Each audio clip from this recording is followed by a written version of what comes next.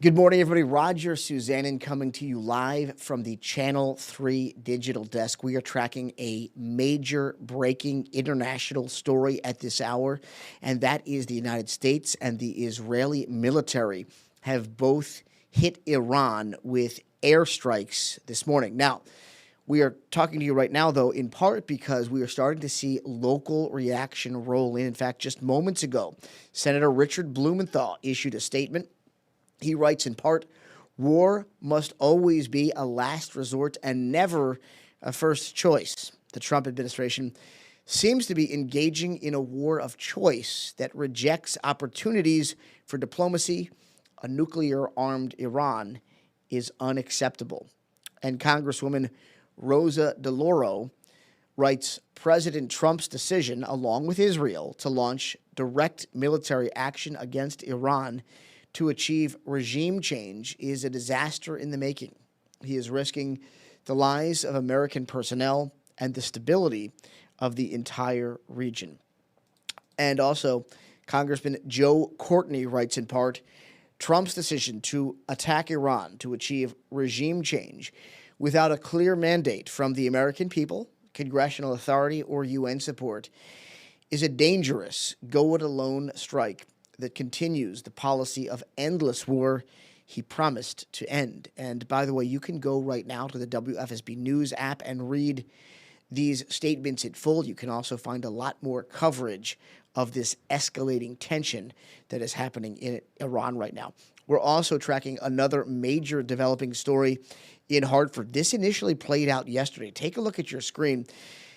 This is video from shortly after a police officer shot a man who they say was armed with a knife and also was apparently having a mental health crisis. Now, officers at the scene say they did try to deploy a taser, and when that didn't work, an officer shot this man who has not been identified. We do know that he is right now at a local hospital. At last check, he was listed in critical condition. This all happened on Blue Hills Avenue, which is right near the Bloomfield line. There actually is a protest happening right now, I should say actually rather at noon today about this issue, and that is tied to some folks saying that this man, because he was having a mental health crisis, that the reaction was not justified in this case. But I can tell you the Office of the Inspector General's office will investigate this situation, which is typical of any situation where an officer pulls out his weapon and shoots a civilian. We are also tracking right now another major story. This just into our newsroom this morning, and that is that sadly, a woman was killed in a crash in Harwinton, right on Route 4. The victim who died in this crash has been identified in this crash and was as Roseanne Dennerline. She suffered very serious injuries and died in the hospital. And according to police, she essentially drove over the lane on Route 4 that she was traveling on and into traffic on the other side. The other driver, by the way, is expected to survive his injuries. He has minor injuries, but again, Roseanne Dennerline of Riverton was killed in that crash. The road has reopened in Harwinton again, that happening on Route 4, but again, sadly, a woman killed there in a crash in Harwinton.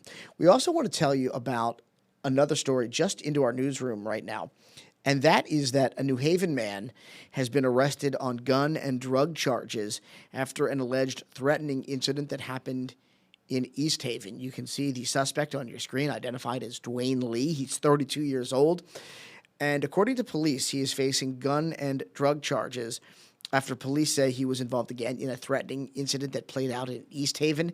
It started around 8 o'clock last night when New Haven police were alerted by East Haven officers about a threatening incident involving a gun. So obviously that supercharged the incident and the response.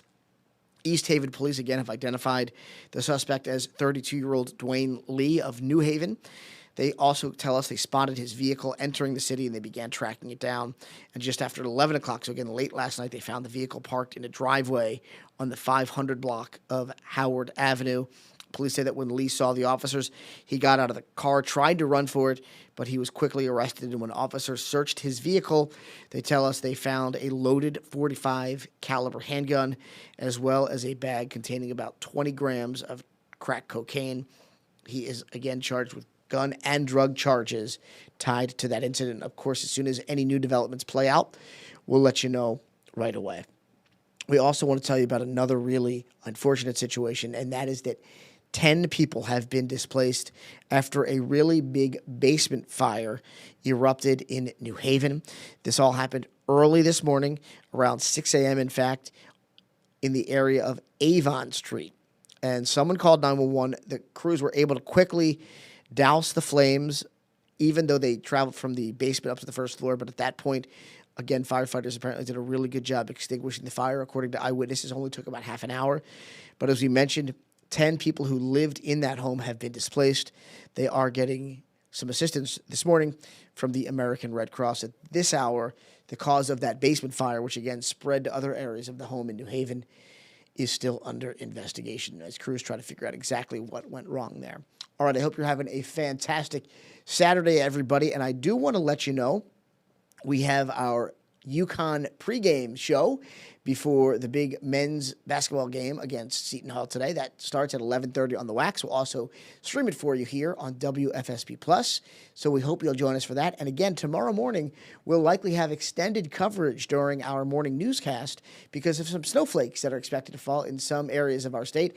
It's not going to be a blockbuster storm by any means, but it could mess up your travel on Sunday morning. But don't worry, we'll be on the air, at least on some of our platforms, getting you through it, timing out the snow, and letting you know when it exits our state tomorrow morning. So again, hope you're having a fantastic weekend, everybody. We'll see you real soon here on Channel 3.